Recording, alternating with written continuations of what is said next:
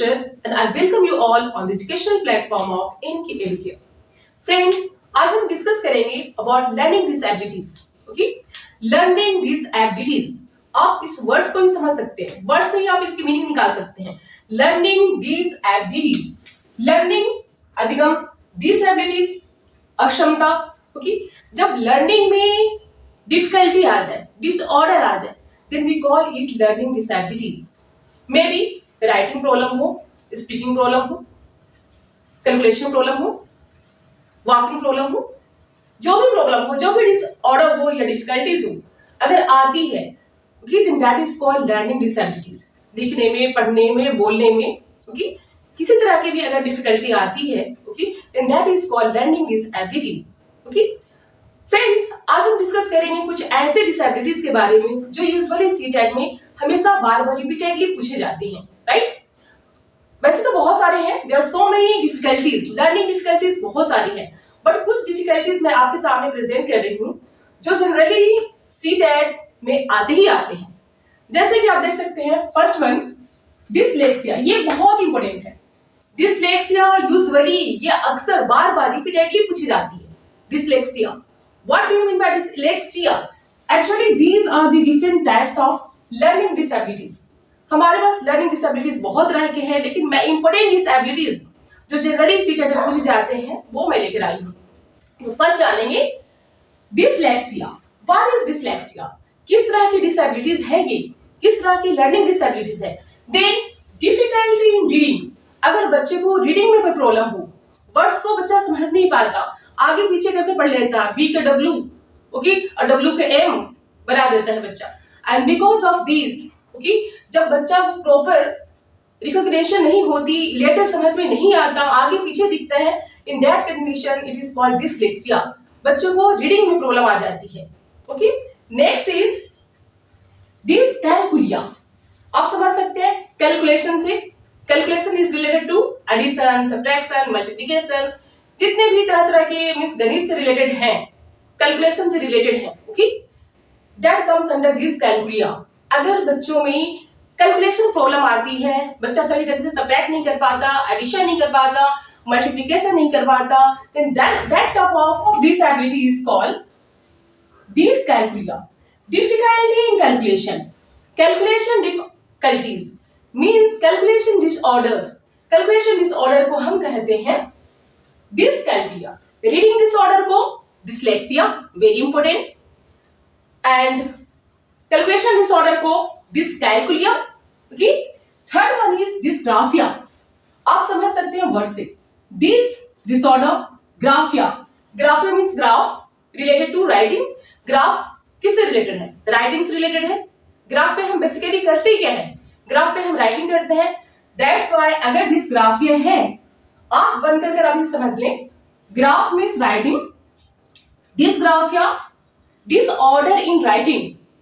जब disorder in writing की बात आए तो हमें हमेशा इमीडिएटली इस बात को याद करना है कि डिसग्राफिया होगा, क्योंकि writing is related to graph. Okay, so dysgraphia में बच्चों को बेसिकली होता क्या है?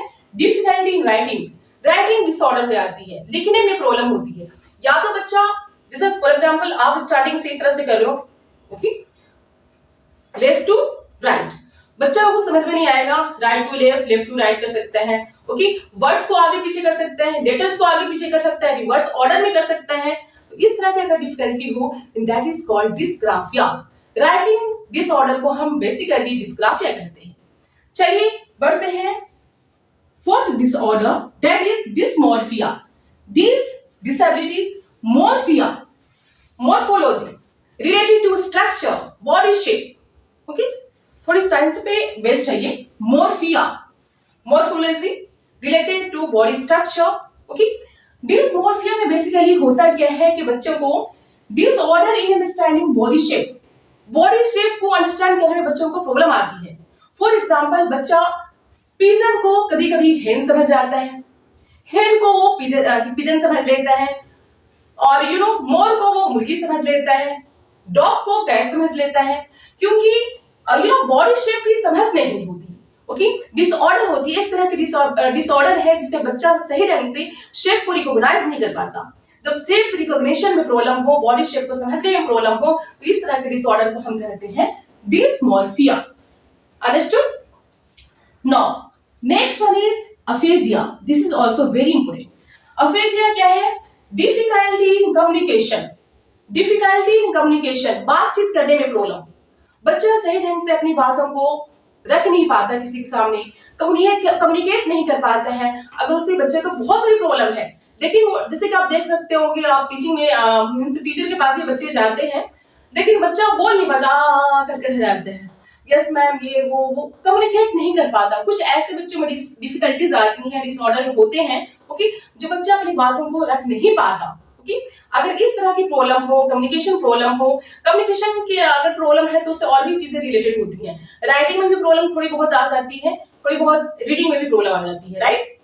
बट मेन जो है इससे related, that is communication. Difficulty in communication, बातचीत करने की जो डिसऑर्डर होती है, डिफिकल्टी होती है, उस तरह की डिफिकल्टी को हम कहते हैं अफेजिया। क्या कहते हैं? Aphasia. So till now we have studied about dyslexia, reading problem, reading disorder, dyscalculia, calculation problem, dysgraphia, writing problem, writing disorder, dysmorphia, dysmorphia body shape को रिकॉग्नाइज करने में प्रॉब्लम आती है, अंडरस्टैंड करने में प्रॉब्लम आती है। Aphasia communication problem, means you can say speaking problem, बोलने में प्रॉब्लम आती है, राइट? स्पीकिंग प्रॉब्लम होती है। So we have done till 5, और भी करते हैं आगे। मोस्ट इंपोर्टेंट, ये सारे बहुत इंपोर्टेंट है लर्निंग डिसेबिलिटीज के, सो हमें सारे इंपोर्टेंट डिसेबिलिटीज को अच्छे ढंग से समझना है और जानना है आज।